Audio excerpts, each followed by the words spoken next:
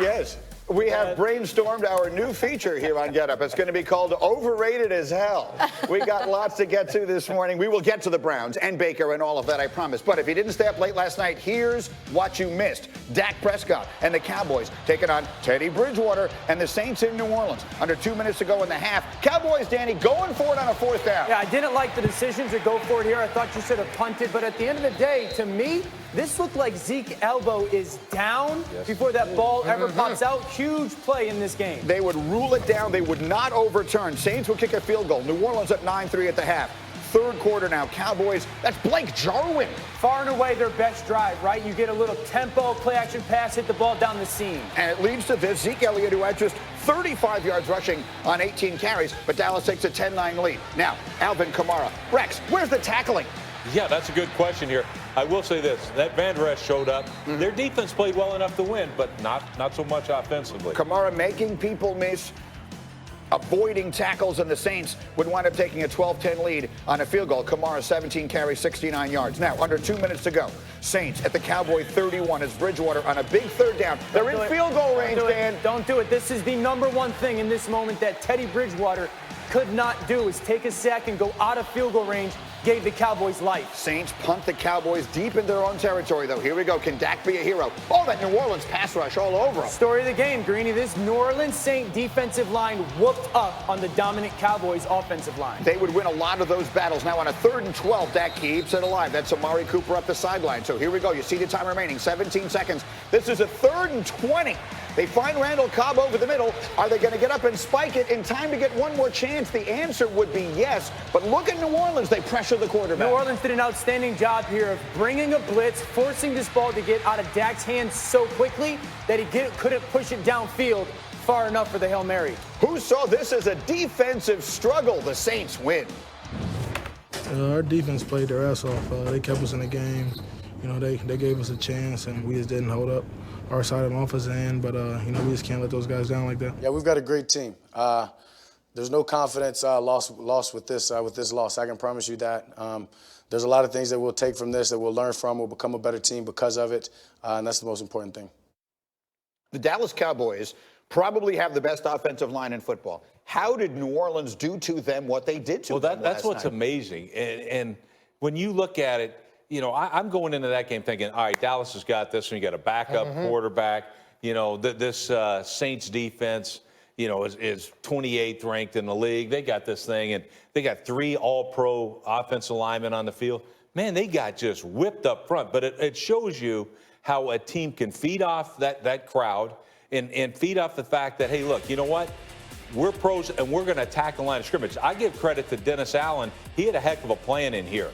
And, you know, look, I've been real critical of him in the past, but I got to give it to him here. They played really well. Pat McAfee, let's talk about the plan on the other side. The young genius, Kellen Moore, didn't look so good last night. Yeah, I think it's interesting. This is the first time they've run into any adversity. Everybody knows Dak Prescott is on his money tour right now, looking for $100 million. The first 3 weeks, albeit against not great competition, has been fantastic for Dak and Kellen Moore, who the Dallas Cowboys have been looking to be the offensive coordinator for some years now. Dan Orlovsky told me a story about Kellen Moore breaking his ankle and the Cowboys keeping him there just so that he can be offensive coordinator. Now they're finally running into a little bit of adversity. He looks like a 12-year-old on the sideline. Will he be able to handle it as he and his good friend Dak are going to get questioned all week because the Saints defense gave them fits, Mr. Orlovsky? Dan, let me be more specific. He said they played against not great competition. They bid against the Giants, the Redskins, and the Dolphins. Those are 3 terrible defenses. Is it possible Dallas was, to steal a phrase, overrated as hell on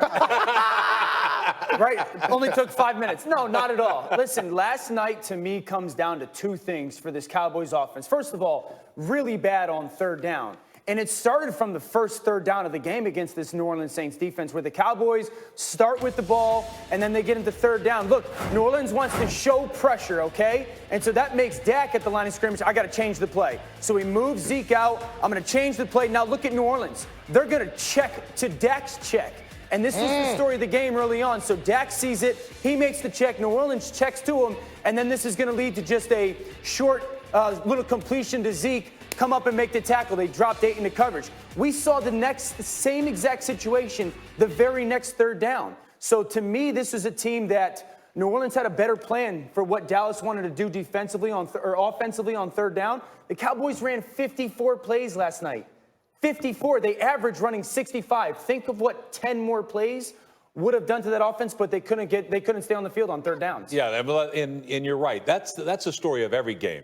It comes down to red zone efficiency and third down efficiency, and they had none of it yesterday. So, Will Lutz also. Let's not get crazy here. Kicker for the Saints showed up in a big way. Whenever your kicker's just winning games for you, while Drew Brees is sitting on the sideline, they're playing to Teddy Bridgewater's strength with a little bit shorter balls. They're just waiting for Drew to get back. The Saints could be a team to reckon with. It's actually a very good point. Let's step back and go big picture on this for a minute. The Saints, when they lose Drew Brees, we're thinking, oh no, they have Seattle and Dallas back-to-back weeks. They win both those games. And look at the Cowboys. They woke up Thursday morning on the verge of putting away the NFC East. Philly was at Green Bay. That was a losable game. They had this one here. They figured to win. Now, all of a sudden, that division looks very interesting. Dallas gets Green Bay this week, and Philly gets the Jets. So the NFC East became a very interesting picture. But this is what we said coming into this season, that the parity in the NFL was so wide this season, and we're not going to have divisions figured out before mid-December. It's going to be great for fans. Well, there's only one thing you're supposed to be able to count on, and that is Patrick Mahomes throwing touchdowns for Kansas City. Elle, how did that work out yesterday? It didn't, Greeny. Spoiler alert, as we take you Lions and Chiefs, the battle of the unbeatens.